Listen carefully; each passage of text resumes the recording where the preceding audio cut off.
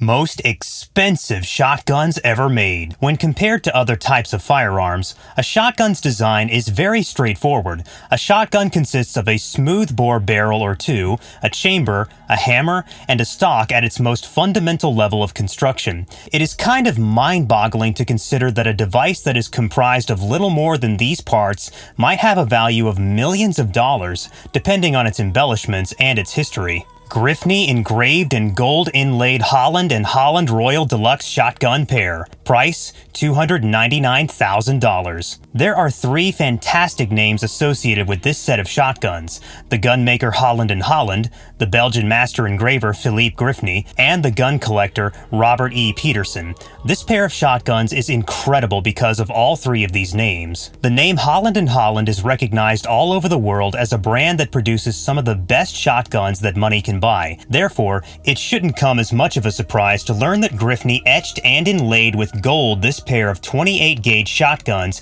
because of their superb craftsmanship. Robert E. Peterson, the owner of the two firearms, was a well-known gun collector as well as the publisher of several popular magazines, including Motor Trend and Guns and Ammo, to mention just a couple. These shotguns have full coverage fantasy-themed relief, engraving on both the frame and the detachable side plates. The engraving depicts human and dragon-like winged mythological creatures with gold inlay eyes and other excellent gold embellishments. These two shotguns are a testament to the unparalleled engraving abilities of Griffin, the superior craftsmanship of Holland and Holland, and Peterson's uncanny ability to select only the most impressive items for his collection. The pre-sale estimate for these H&H shotguns was in the range of $220,000 to $380,000, and they were sold for a total of $299,000 in 2017, which was precisely in line with that range. Torcoli engraved Fabry over and under shotgun trio. Sale price,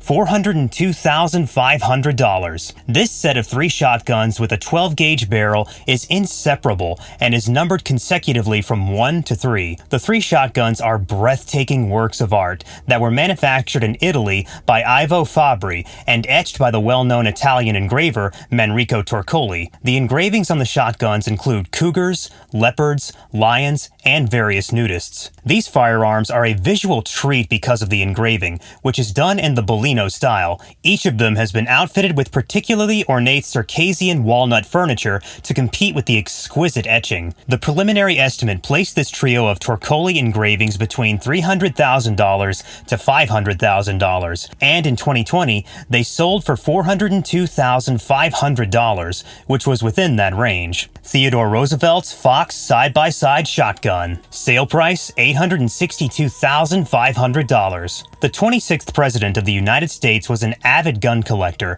and owned a vast collection of weapons. Although some were normal off-the-shelf parts, Fox created this one-of-a-kind shotgun specifically for Roosevelt. Even on his epic safari in Africa in 1909, when he collected hundreds of specimens for the Smithsonian, he brought the pistol with him. It traveled all the way there and back. A 12-gauge Fox F-grade double-barrel side-by-side shotgun with a side-by-side configuration was a gift given to President Roosevelt while he was in office. He received it from another president, specifically the president of the Fox Gun Company. This magnificent firearm includes the inscription, "Made expressly for the Honorable Theodore Roosevelt," so that there is no room for speculation on the intended recipient of this work of art. Up until 1974, the shotgun was owned by members of the Roosevelt family.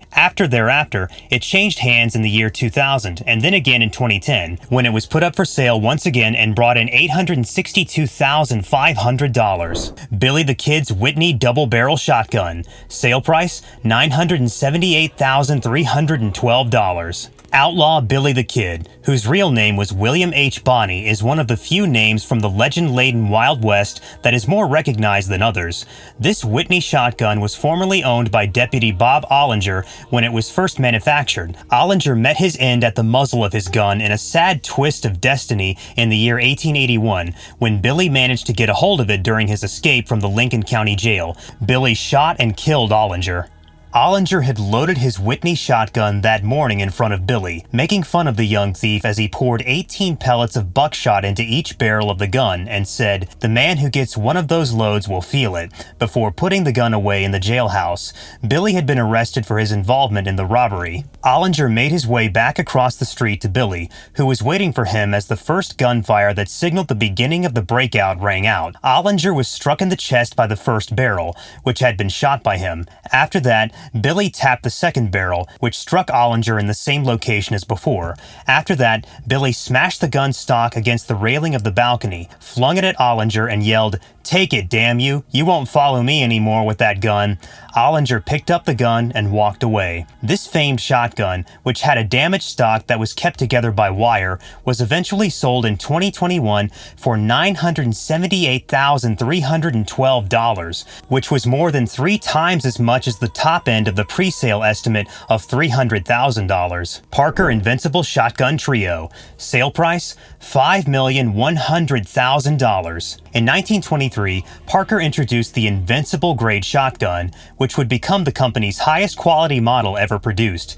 When Invincible grade firearms were first made available as a cataloged option, each one cost $1,250, which is equivalent to slightly north of $20,000 in today's currency. In an era when a Ford Model T could be purchased for close to $300, the Parkers were unquestionably considered to be an upscale option. The very first Invincible was produced by Parker to mark the production of their 200,000th gun, and it still has the original serial number. The United States would enter the depths of the Great Depression not even a few short years after the policy was first implemented. When times were good, there were only a select few people who could purchase these rifles, but when times got bad, nobody could afford them. As a direct consequence of this, the Parker Invincible brand only ever produced 3 shotguns, 2 in the 12 gauge and 1 in the 16 gauge. Before Robert E. Peterson, remember him, was able to hunt down the owners of the guns and convince each of them to sell to him so that he could reassemble the set, each of the firearms had been in the possession of a different individual for a number of years. After Peterson's passing, they were donated to the NRA museums and added to their collection. It is unknown how much the firearms were sold for because each one was purchased privately and at various dates. Therefore, the prices were never recorded. However, we are aware that the museum has placed a value of $5.1 million on the trio for the purposes of insurance coverage. This amounts to $1.7 million for each shotgun, which places them at the very top of the list of the most costly shotguns ever produced. Boss Over and Under. Sale price $135,000. Boss, a company that started in 1812, received a patent for its over and under shotgun design in 1909. This design has had a significant impact on the industry. The modern version is one of the most expensive guns in the world today. In Germany, they started making breech-loading over and under guns around 1870. However, Boss made some improvements by making the action more streamlined and lower, and they also got rid of the crosspin under the barrels.